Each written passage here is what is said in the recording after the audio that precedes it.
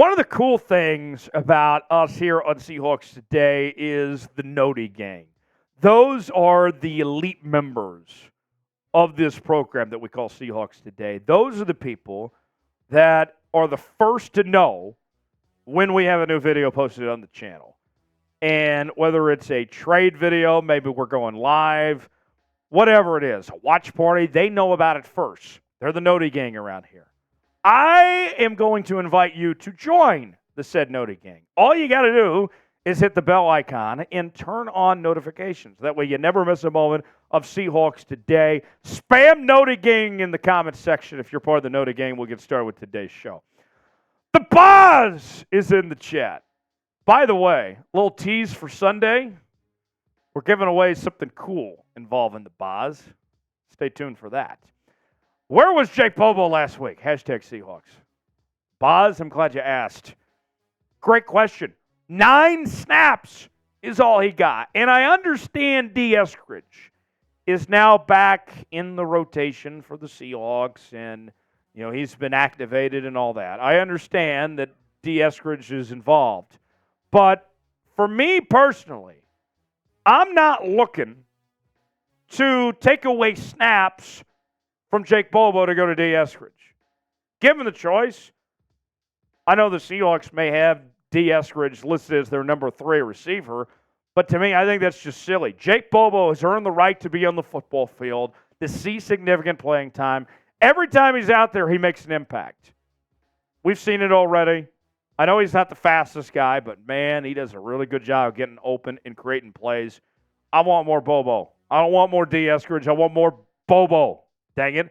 And, some people are comparing him to JSN, whatever. They're both great. I want to see both guys out there. Who's the better rookie? Is it Jake Bobo or is it JSN? Type Bobo for Jake Bobo. Type JSN for Jaxson Smith-Njigba. Let us know. It's our pinned comment today. Weigh in. Tell me what you think. Geno Truther writes in, will Geno turn things around? Hashtag Seahawks. I sure hope he does. Geno has not played great.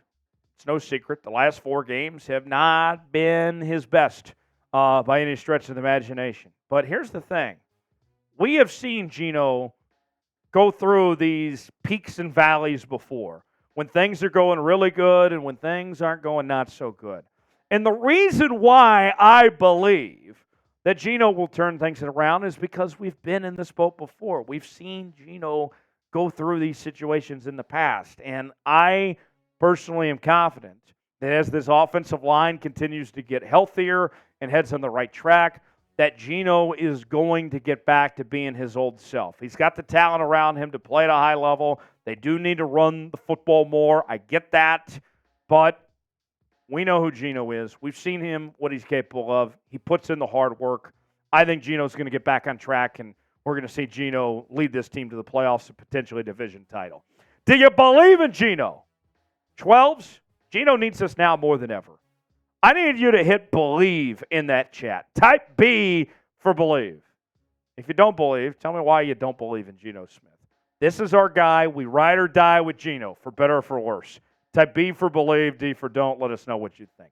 Today's show is sponsored by Game Time. Game Time, the place to go for last-minute tickets for the lowest prices guaranteed. Here's how Game Time works, folks. You choose the event you want to go to, whether it's a sporting event, concert, theater production, comedy show, and more. And then you choose the seat, and you see all those cheap prices, right? And then from there, you choose the seat you want. You get an idea what it looks like. Then, within a matter of moments, boom, as John Madden would say, you're getting your tickets just like that. And you can pay with Apple Pay or Google Pay or a number of easy payment platforms. And here's what I'm offering you. Promo code SeahawksChat gets you $20 off. Look, when I was a kid, I tried to go to a ticket scalper. And I got to tell you, it did not end well. I didn't end up in jail, but it could have happened. I don't want you to be stuck with some lousy scalper. Take Game Time. Trust Game Time. Believe in Game Time. Download Game Time today. $20 off. Promo code SeahawksChat. Link is in the comments and description of today's video.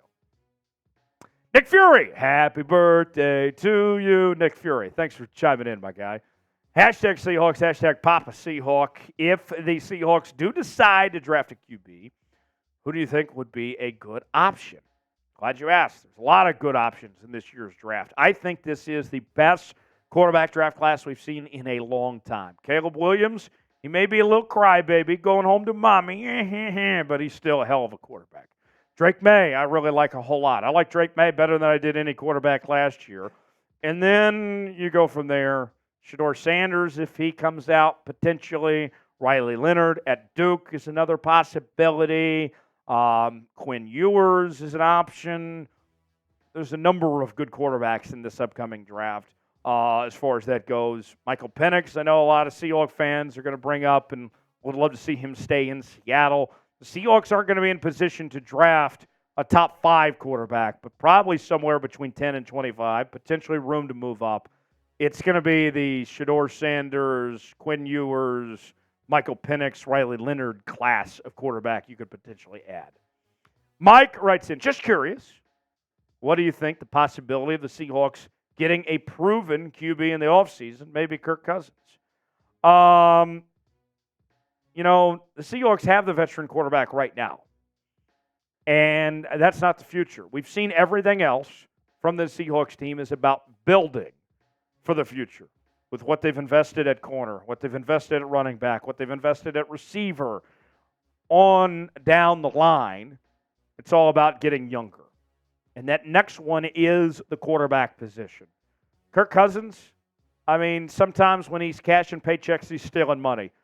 He's been terrible in primetime games, hasn't been able to win the big one. I'm not wasting money on Kirk Cousins. And here's the thing. We all know about this really well as Seahawk fans here on the show. How much did Seattle benefit from Russell Wilson's rookie contract? Things fell apart when he went to that second contract.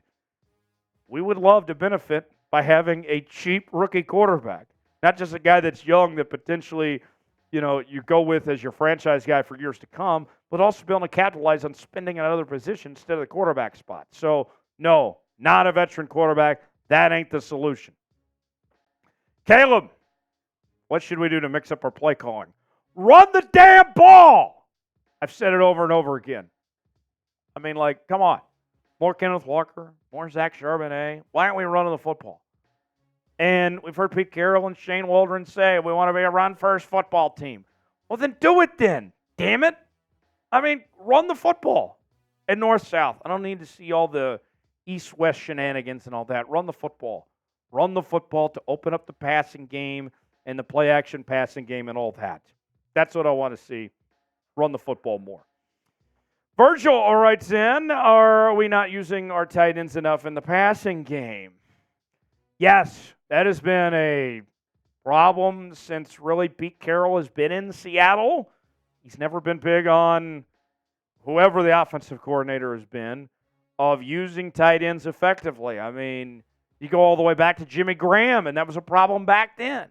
So, yeah, Noah Fant's got talent. Will Dissly's not bad. One of them is going to be gone next year because you're not going to pay both guys. You're going to go get a young tight end next year's draft. But, yeah, it is a problem. They aren't using those tight ends. But that's not anything new. That's what Pete Carroll does, unfortunately. Nick Fury. I don't think it's necessarily time to bench Geno Smith. But if it is necessary, I'm willing to give Drew Lock a chance. Nick, I'll cross that bridge if there's an injury to Geno Smith. But that's the only time that I would warrant that opportunity, that possibility. I think I've seen enough of Drew Lock. He was a full-time starter for a couple of seasons in Denver. He hasn't looked good when he's played in the preseason. We did see him lead a touchdown drive. That was cool against the Giants. Whoop-de-freaking-do. No. If you're expecting to get different results because you're going to go to Drew Lock than what you're getting now, I can tell you it's not going to be any better. In fact, if Geno is struggling right now, it's only going to be worse with Drew Lock. Now, if Geno doesn't turn things around, maybe we can have that conversation down the line. But Nick Fury, I hope you're having a great birthday, but now's not the time to go to Drew Lock. Raw Hector, good to see you, Raw Hector. Does 2 or 3 years for 11 to 14 million annually for Leonard Williams extension too much for an older player? So the other day I was on Spotrac, and if you're a football nerd like myself, you need to go check out Spotrac and see all their projections. And right now, Spotrac has the market value of Leonard Williams around $14 million a year. I don't think he's worth that. And I think, the Seahawks, they've already said, we heard from Shefty a couple days ago, they don't plan to pay Leonard Williams right now. They're going to wait till the offseason. And I think when you get to the offseason, when you compare him with the rest of the market, that price tag is going to come down. I expect it not to be the 14 number, but probably, I think if you're the Seahawks, if you can get it to 10 or even lower, then you're feeling really good. That's the number I think you're feeling really good about if you can get that to 10 or so, but we'll see. Folks, thanks for joining us here on Seahawks Today. Always love when we get to answer your questions and do these mailbag segments. We do them every week on our live shows that we bring you on Wednesdays on Seahawks Today. Subscribe now for free. Join us for our next mailbag show, and we'll see you next time.